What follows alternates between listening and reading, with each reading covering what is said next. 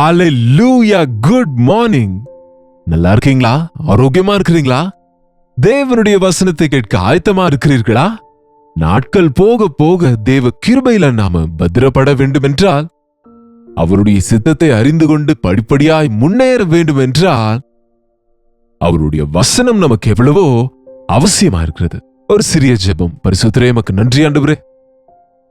எங்கள் வாழ்க்கையிலே சிக்கலில் வைக்கிற ஒவ்வொரு பாவத்திலிருந்தும் நாங்கள் விடுவிக்கப்படும்படி விழித்திருந்து நாங்கள் ஜெபிக்கும்படியாக எங்கள் இருதயத்தின் நிலையை நாங்கள் எப்பொழுதுக்கு அப்பொழுது பரிசோதித்து உமக்கு பிரியமானவர்களாய் வாழ உதவி செய்யும்படிக்கு இயேசுவின் நாமத்திலே ஜெபிக்கிறோம் பிதாவே, ஆமென்.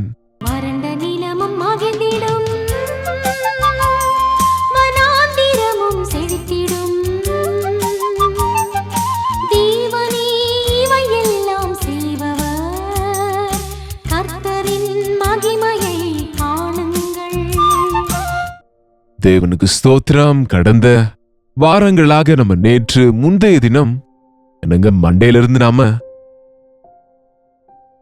சிக்கலில் வைக்கும் பாவங்களை குறித்து குடிநெறிகளை பிடியுங்கள் என்று பயிரை கெடுக்கின்ற நம்முடைய வாழ்க்கையில கனி கொடுக்காமல் இருக்க செய்கிறவைகளை குறித்து நம்ம கவனிக்கிறோம். என்னங்க, முதலாவது பெருமை, கோபம், பொறாமை, அசுத்தம், காமவிகாரம்.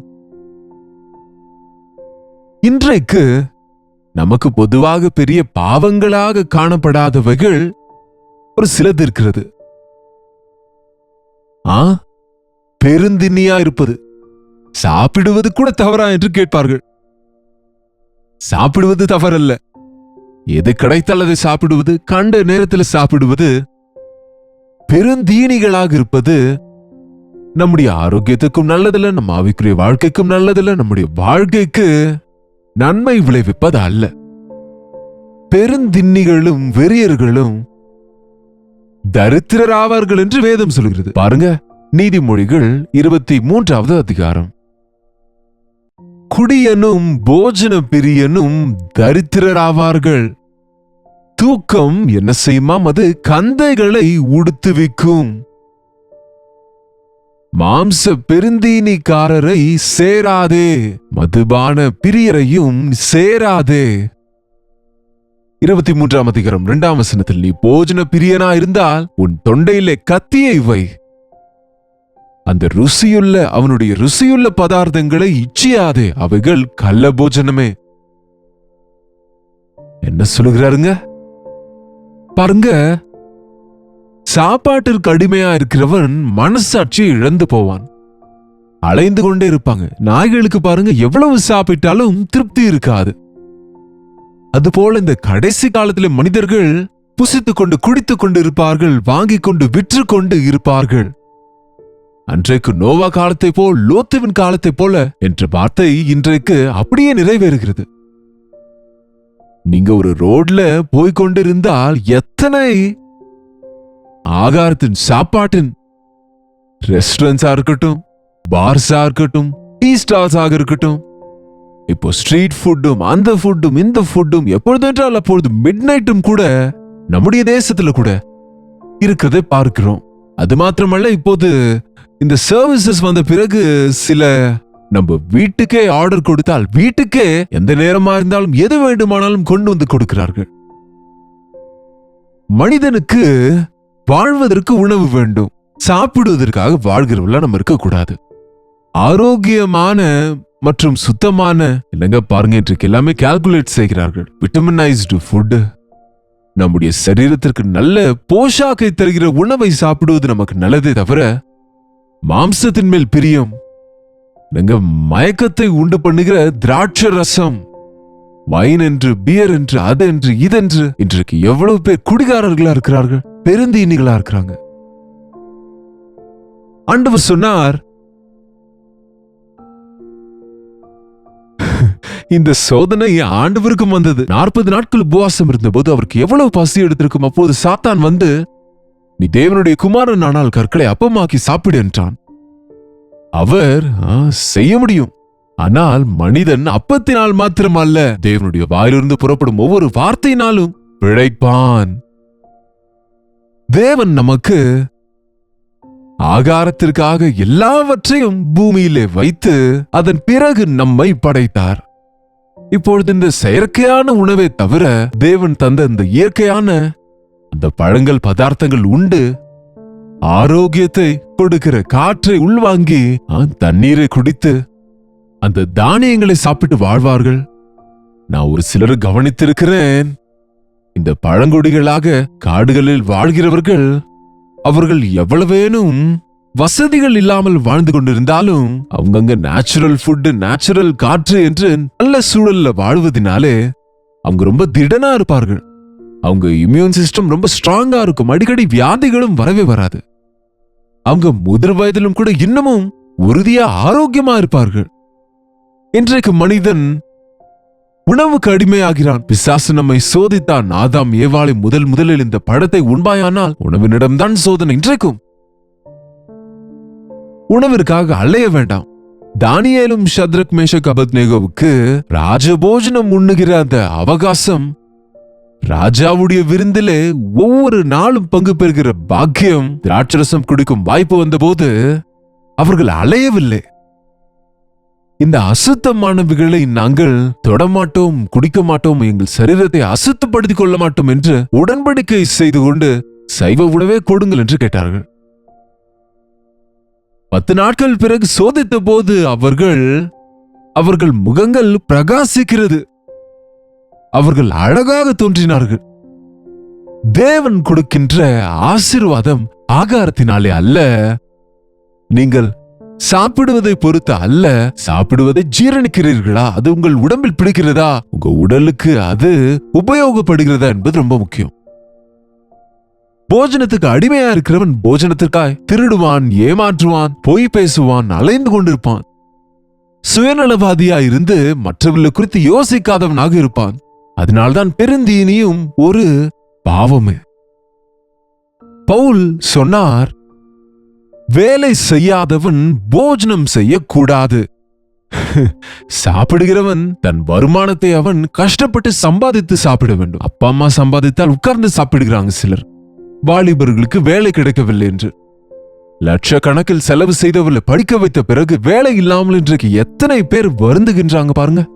அப்படிப்பட்ட பெற்றோருக்கு கொஞ்சம் ஆறுதலா இருக்கும்படி ஏதாவது சிறிய வேலையாவது செய்து சம்பாதிப்பதை விட்டுவிட்டு என் தகுதிக்கு தக்க வேலை கிடைக்கவில்லை என்று சும்மாவே உட்கார்ந்திருந்தால் பிரயோஜனம் என்ன?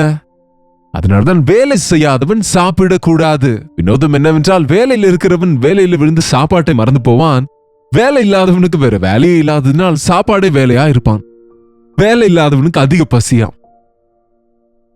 போஜனத்தை ஜெயிக்க முடியாதவன் சாத்தானை தோற்கடிக்க முடியாது.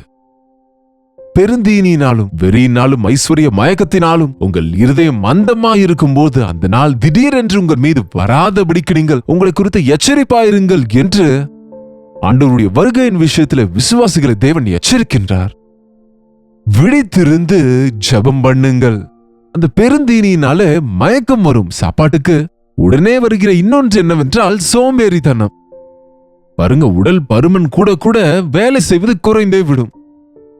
தேவையான அளவு சாப்பிட்டால் நல்லதே.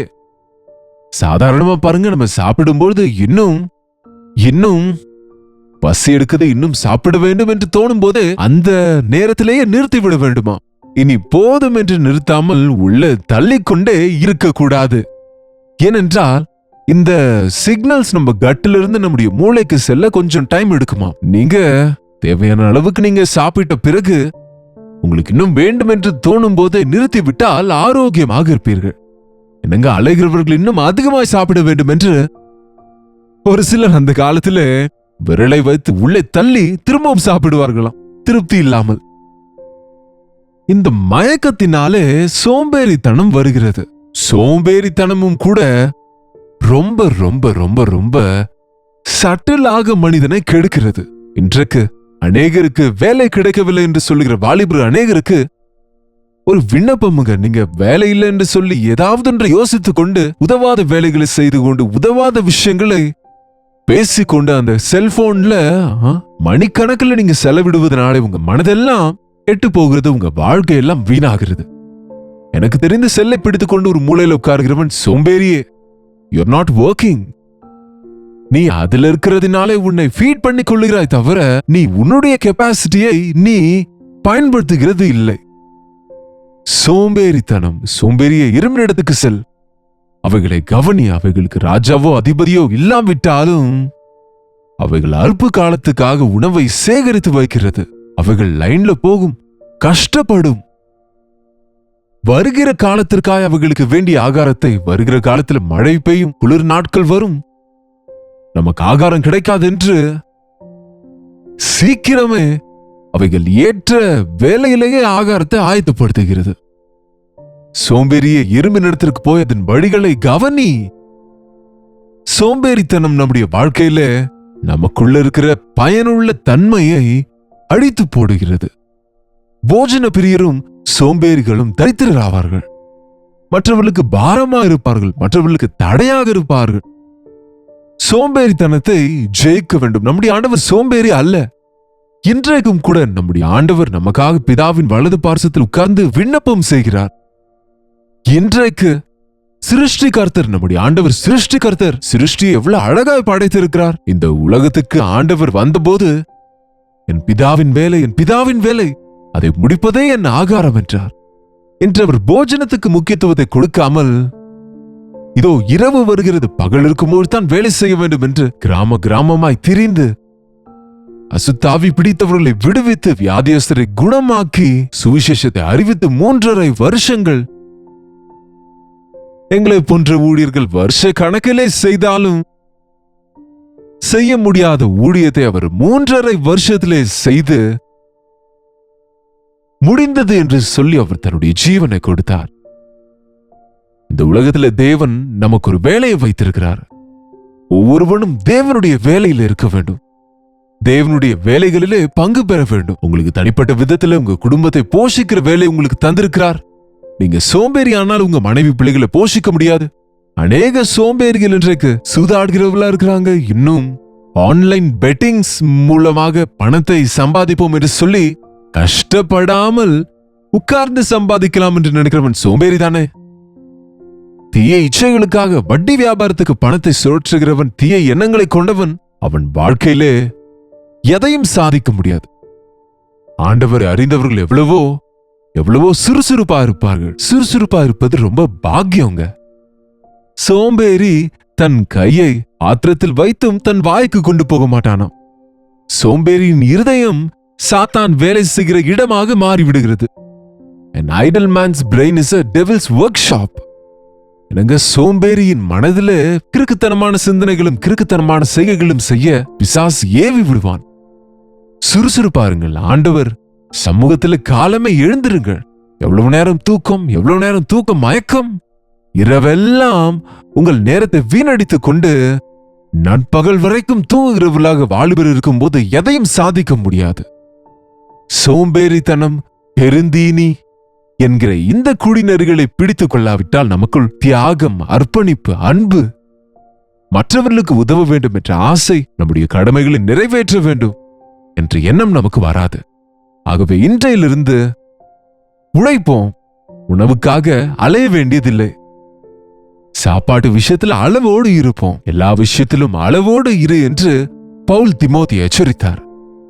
ஏற்ற அளவுக்கு ஆகாரம் ஆண்டவரே எனக்கு ஏற்ற அளவு தாரும். எனக்கு அதிகமானால் வயிறு நிறைந்து தேவன் எங்கே என்பேன்.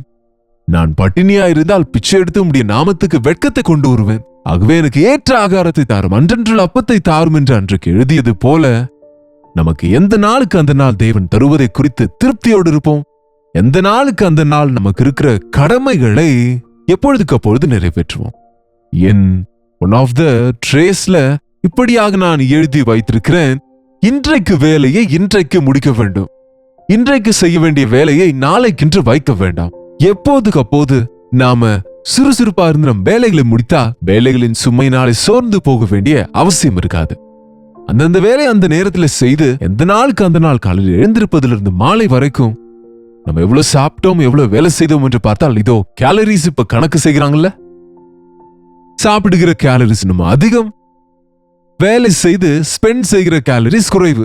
ஆகவே உடல் பருமனும் ஹார்ட் அட்டாக்ஸும் பலவித நோய்களும் வியாதிகளும் கூட வருவதை பார்க்கின்றோம்.